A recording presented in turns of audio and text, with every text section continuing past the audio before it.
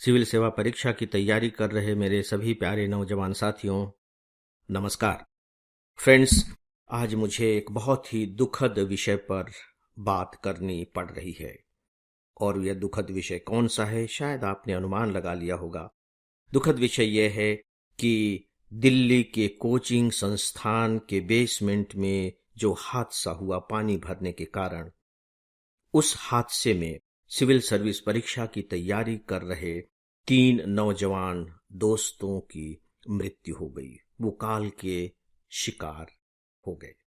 तो सबसे पहले तो फ्रेंड्स, मैं एकेडमी की अपनी पूरी टीम की ओर से, मैडम डॉक्टर प्रीति अग्रवाल की ओर से, आप सभी अपने प्रिय श्रोताओं की ओर से और अपनी ओर से उन मृत आत्माओं के प्रति श्रद्धांजलि अर्पित करता हूं। ईश्वर से प्रार्थना करता हूं कि ईश्वर उनकी आत्मा को संतोष प्रदान करे।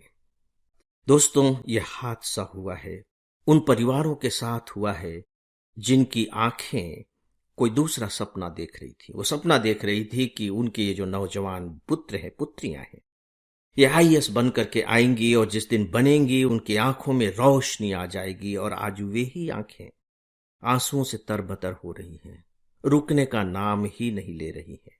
तो फ्रेंड्स, मैं ईश्वर से प्रार्थना करता हूं कि हे ईश्वर, ये जो परिवार के सदस्य हैं, उनके जितने भी स्वजन परिजन हैं, उन सबको यह दुख सहन करने की शक्ति दे, ताकि वे अपने समय को अच्छे तरीके से जितना भी संभव हो सकता है निकाल सकें।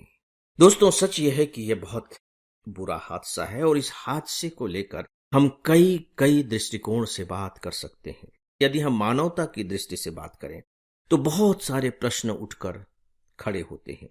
सबसे पहली बात तो यही उठती है कि जो कोचिंग संस्थान है, जो सिविल सर्विस एग्जामिनेशन की तैयारी करा रहे हैं, वे भविष्य के अधिकारी बनाने की तैयारी करा रहे हैं। ठीक है कि पढ़ाई के जरिए उन्हें परीक्षा में पास करने लायक तो बना दिया जाएगा, लेकिन सवाल यह उठता है कि उनमें चरित्र के कौन से तत्व डाले जा रहे हैं। चरित्र के तत्व की बात मैं इसलिए कर रहा हूं कि जहां वो कोचिंग संस्थान में पढ़ाई कर रहे हैं, उन कोचिंग संस्थानों की स्थितियां क्या हैं, क्योंकि उन्हें वो देख रहे हैं, उन्हें वे महसूस कर रहे हैं, अनुभव के स्तर से गुजर रहे हैं। उनके बहुत से ऐसे सिस्टम होंगे जिनके बारे में वो बहुत अच्छे से जानते हैं कि ये ठीक नहीं है, ये हादसे का कारण बन सकते हैं, ये हमारे मौलिक अधिकारों का उल्लंघन भी कर रहे हैं।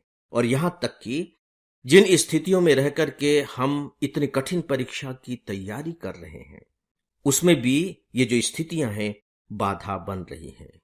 यानी कि कोचिंग संस्थान या कह लीजिए कि समाज उन्हें इस तरह का परिवेश उपलब्ध करा रहा है, और ये जो पूरा का पूरा परिवेश है वो उनकी चेतना में बसता चला जा रहा है। सोच करके देखिए कि एग्जामिनेशन तो क्वालिफाई कर लेंगे, लेकिन ये जो पूरा का पूरा जो परिवेश है, उस परिवेश का किस तरह का प्रतिबिंब उनकी चेतना पर पड़ेगा, और आगे जाकर के वो अधिकारी के रूप में अपने इस प्रतिबिंबित चेतना का किस तरीके से इस्तेमाल कर पाएंगे। मुझे लगता है कि यह भी तो एक बहुत ही महत्वपूर्ण बिंदु होना चाहिए तैयारी कराने का, लेकिन हमें वहां वो बातें दिखाई नहीं देती। फिर जब आप अपना सिलेबस उठा करके देखेंगे तो उस सिलेबस में बहुत खूबसूरत खूबसूरत टॉपिक दिए हुए हैं। भ्रष्टाचार पर टॉपिक है, करप्शन, सुशासन पर टॉपिक है, गुड गवर्नेंस, नैतिकता पर टॉपिक है, प्रश्न पूछे जाते हैं, इंटीग्रिटी पर टॉपिक है, संवेदना का टॉपिक है, सहानुभूति का टॉपिक है, और सबसे बड़ी बात यह है कि समानुभूति का भी टॉपिक है, एम्पैथी का भी टॉपिक है। क्या सिर्फ पढ़ा देने से यह संभव है कि वो हमारे नौजवानों के व्यक्तित्व में आ जाएगा, या कि प्रैक्टिकली वहां कुछ दिखाना भी पड़ेगा? हमारे नौजवान साथियों को यह भरोसा होना चाहिए कि जिन्हें हम पढ़ रहे हैं उन्हें हम यहाँ के वातावरण में महसूस भी कर रहे हैं। कल्पना करके देखिए कि इस पूरे के पूरे हादसे के केंद्र में अगर हम मानवीय गुणों के आधार पर विचार करें तो कौन सा तत्व है जिसे आप जिम्मेदार ठहराएंगे? बहुत ही सरल सा शब्द है, समानुभूति। जब हम दूसरे को तकलीफ में देखते हैं और बिल्कुल उसी तरह की तकलीफ महसूस करते हैं तो समानुभूति हो जाती है, और समानुभूति हमें एक्शन की तरफ ले जाती है कि नहीं, इस दुख को, इस तकलीफ को, इस त्रास को समाप्त करने की कोशिश होनी चाहिए। समानुभूति की जैसी अनुभूति तुम्हारी हो रही है वैसी मेरी भी हो रही है। यदि यह समानुभूति का तत्व, मानवीय मूल्य, इससे जुड़े हुए सभी लोगों और तंत्रों के साथ आ जाएं, तो आपको नहीं लगता कि समस्या का समाधान हो सकता है? आप देखिए कि जब आप इस पूरे के पूरे हादसे पर विचार करेंगे, तो सच पूछे तो यह ठहराना मुश्किल हो जाता है कि इसके लिए जिम्मेदार कौन है। ठीक है, हम उसकी श्रेणियां बना सकते हैं कि सबसे ज्यादा ये जिम्मेदार है, उससे कम ये जिम्मेदार है, उससे कम ये जिम्मेदार है। लेकिन सच पूछिए तो जब इस तरह की घटनाएं होती हैं, तो जिम्मेदारी प्रतिशत के आधार पर निर्धारित नहीं की जानी चाहिए, जिम्मेदारी सामूहिक रूप से निर्धारित की जानी चाहिए। एक हादसे की रिपोर्ट आ गई चीफ सेक्रेटरी की, और उन्होंने बाकायदे ये कह दिया कि प्रशासन जो भी कर सकता था उसने किया, उदाहरण के तौर पर। और उस रिपोर्ट के अनुसार इलाके के सीवर और ड्रेनेज पूरी तरह से काम कर रहे थे, उनमें सिल्ट के कारण कोई अवरोध नहीं था। लेकिन पानी रुका क्यों? पानी इसलिए रुका क्योंकि इलाके के इमारतों ने रैंप बनाकर ड्रेनेज सिस्टम को पूरी तरह से बंद कर दिया था, यहां तक कि मेन होल भी बंद कर दिए गए हैं। रिपोर्ट आ गई।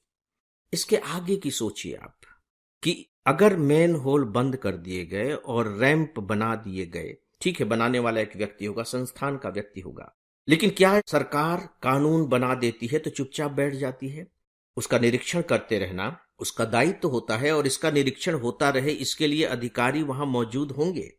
तो सवाल यह उठता है कि जिसका निरीक्षण हो रहा है वहां रैंप बनाए कैसे गए, मेन होल बंद किए कैसे गए? यानी कि या तो निरीक्षण हुआ नहीं, और यदि निरीक्षण हुआ तो उसकी अनदेखी कर दी गई, और यदि उसकी अनदेखी कर दी गई तो फिर जिम्मेदार कौन है? इस तरीके से जब आप जिम्मेदारी फिक्स करते चले जाएंगे तो आपको नए नए किरदार नजर आते चले जाएंगे। पार्षद, अगर हम लोकतांत्रिक दृष्टि से देखें तो सबसे नीचे के स्तर पर जो लोकतांत्रिक सिस्टम काम करता है वो पार्षद के माध्यम से काम करता है, जिसका काम ही है कि वो अपने क्षेत्र की चीजों को देखे कि ठीक ठाक हो रहे हैं कि नहीं हो रहे हैं। इसके बाद उसके ऊपर आ जाते हैं मेंबर ऑफ लेजिस्लेटिव असेंबली, विधायक, और विधायक के ऊपर आ जाते हैं मेंबर ऑफ पार्लियामेंट। यानी कि लोकतांत्रिक पद्धति के अंतर्गत 3 ऐसे निर्वाचित सदस्य होते हैं जिन पर हम भरोसा करते हैं कि ये हमारी देखभाल करेंगे, ये हमारी रक्षा करेंगे, ये हमें सुविधाएं देंगे ताकि हम एक बेहतर जीवन जी सकें। तो क्या आप इन्हें इससे मुक्त कर सकते हैं? जब आप विचार करेंगे तो नहीं, क्योंकि हमने इनको चुना है, हमने इन पर विश्वास किया है, हमें इन पर भरोसा था। लेकिन पूरे के पूरे अभी के सिस्टम में आप देख रहे होंगे कि जो कोशिशें हो रही हैं वो क्या हो रही हैं, एक दूसरे को जिम्मेदार ठहराने पर। मतलब देखने पर ऐसा लगता है कि जैसे अगर मैं दूसरे को जिम्मेदार ठहरा दूं तो मैं खुद जिम्मेदार से मुक्त हो जाऊंगा। सामूहिक रूप से जिम्मेदारी लेने की बात ही नहीं हो रही है। जबकि सवाल प्रतिशत का हो सकता है, ऐसा नहीं हो सकता कि किसी एक को आप पूरी तरह से मुक्त कर दें। प्रशासन को आप कैसे मुक्त करेंगे? क्योंकि जो पूरे के पूरे जो वैधानिक अधिकार हैं, जो दायित्व हैं, अधिकार और दायित्व दोनों एक दूसरे से जुड़े हुए हैं, वो प्रशासन के पास है। जो हमारे जनप्रतिनिधि हैं वो तो हमारी बात वहां तक पहुंचाएंगे, वहां की बात हमारे तक पहुंचाएंगे। चलिए इस रूप में उन्हें आप थोड़ी सी लिबर्टी दे सकते हैं, दे दीजिए। लेकिन प्रशासन अपने आप को कैसे इससे मुक्त कर सकता है? क्योंकि प्रशासन की तो नजर हमारे एक एक कण कण पर होती है, एक एक चीज पर होती है। तो उसकी नजर कहां थी, कैसी थी? और फिर दोस्तों सीधी सी बात है कि हम डेफिनेटली कोचिंग संस्थान के जो मालिक हैं, जो उसे चलाने वाले लोग हैं, उन्हें मुक्त नहीं किया जा सकता, क्योंकि जैसा कि मैंने शुरू में कहा, वो भविष्य के अधिकारियों का निर्माण कर रहे हैं, और उस निर्माण का एक बहुत बड़ा हिस्सा यह भी होता है कि उन्हें उस तरह का वातावरण उपलब्ध कराया जाए। दोस्तों कहां कहां से लोग आते हैं, गांव से, शहर से, गरीब परिवारों से, मध्यम वर्ग से, दिल्ली पर भरोसा करके आते हैं। और जिस पर आप भरोसा करते हैं, अगर उससे इस तरह के परिणाम मिलते हैं तो सोच करके देखिए कि जब भरोसा टूटता है तो दिल टूटता है, और जब दिल टूट जाता है तो फिर बच ही क्या जाता है? दोस्तों सच पूछिए तो यह जो हादसा है अपने आप में बहुत ही संवेदनशील और बहुत ही गहरे दुख में डुबा देने वाला हादसा है। ज्यादा कुछ कहने की स्थिति नहीं बन पा रही है।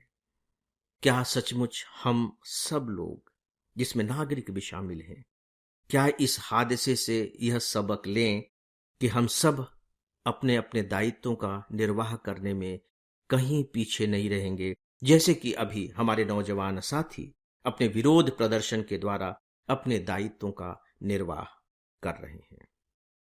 दोस्तों, ये किसी एक परिवार की बात नहीं है, यह हादसे का शिकार हुए किसी एक व्यक्ति की भी बात नहीं है।